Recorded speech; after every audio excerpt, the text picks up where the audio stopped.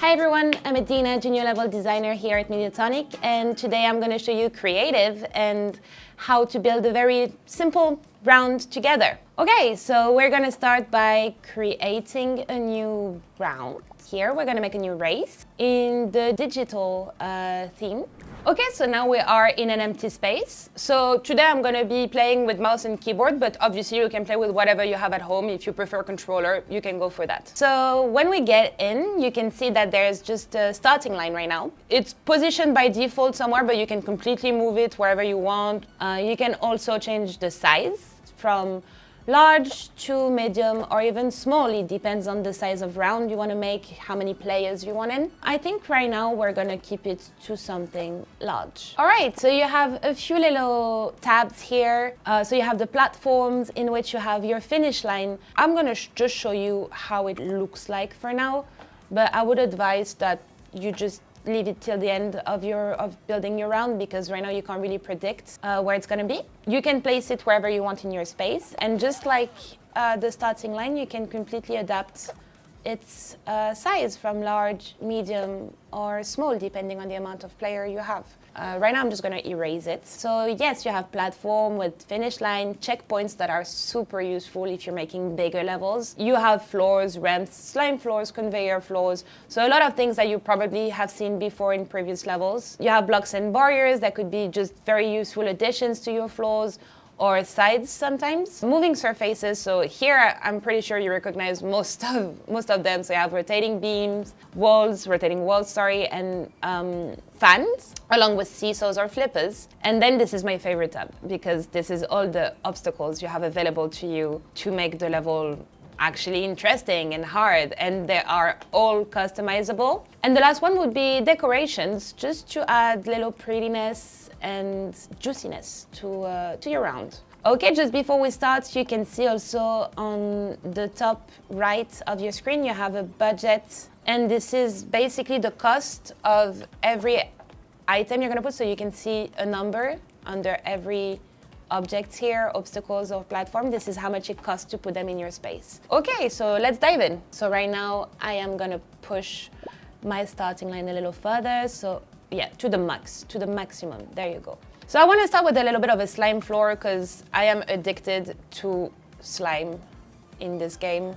So you can see that you have a first very small square that you can completely resize to your liking. You can center it, and you have, as you can see, there's a little snap mode that makes it very easy for you. I want to make it that big. There you go. So as I said, everything is customizable. So right now, if you can change the settings, you can change the color of it. I'm going to keep it purple. You can also rotate on the 3 axes available to you. Right now, we're going to make it like that. Yeah. I'm going to lower it so the beans can do a little jump.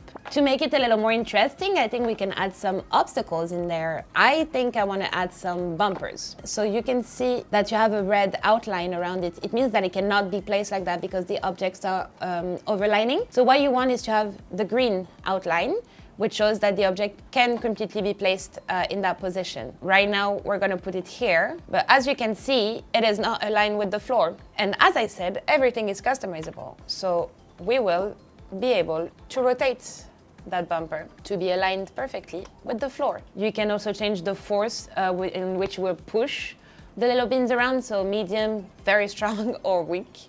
We're gonna keep it medium for this one. I think this is enough. And then, to make it easy to place the other one, you can just copy it, and you have a whole line of bumpers made in just a second. I'm gonna make another line.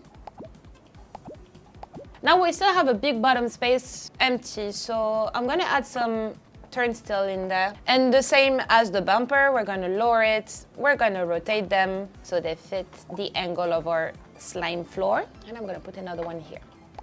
Cool. Yeah, now for extra difficulty, I think I'm gonna add some cannons. As every other object, you can rotate them. Then you can adjust the angle so it can fire wherever you want it. I think we can put a little checkpoint to make sure that when the players clear that section, they won't have to go through it all again. I think frequent checkpoints is a nice addition to your levels. The same as the starting line and the finish line. The checkpoints are customizable in size. Okay, now we have a little checkpoint. We're gonna make a second section to make the level a tiny bit longer. We're gonna add some rotating beam. This one seems to be positioned correctly. We're gonna copy it and just make another one. Okay, now I think we're gonna start customizing those one. So you can change their size as well. Right now I went for medium, but you can go large or small even if you wanna even put more and more and more, a big path of them.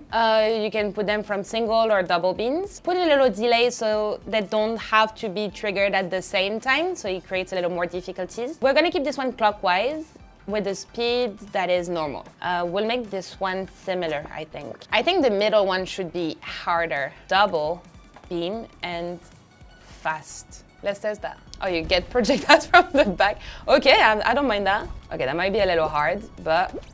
Okay, well, that might be a little hard, but I mean, for now, because I am not very, very good, we might just put it to normal. I love these little projectiles just coming from behind. We can wrap up this level for now. We're gonna put our finish line. Cool, so we have our little round, and now I think we can add little decorations to make it a little nicer, a little pretty. I'm feeling clouds for this one. I'm gonna put more because I can see like from our budget at the top that we still have a lot of budget, which means we can add whatever we want. And I'm gonna add a couple more on the other side. Okay, so now we have our final level completely finished. I'm gonna show you how to publish it and get a share code so you can play this level with your friends. You're gonna have to save your level and then you're gonna hit the publish button and it's gonna make you play the game because obviously you're gonna have to complete your level to be able to publish it.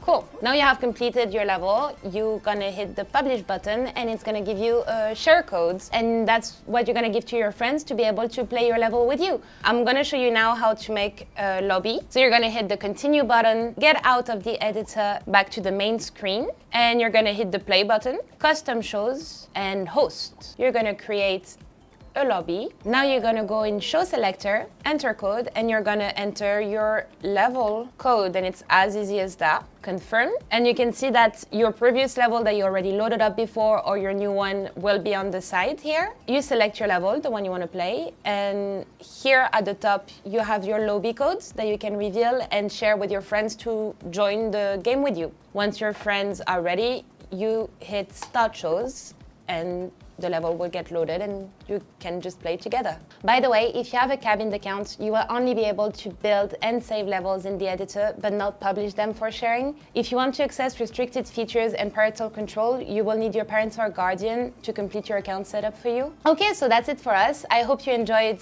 this episode about introduction to creative. Obviously, we're gonna keep adding more and more content, so please come back and check it out. In the next episode, you're gonna have Max showing you little tips and tricks about how to make an awesome round with what you learned today. And in the meantime, that's it for us, and see you next time.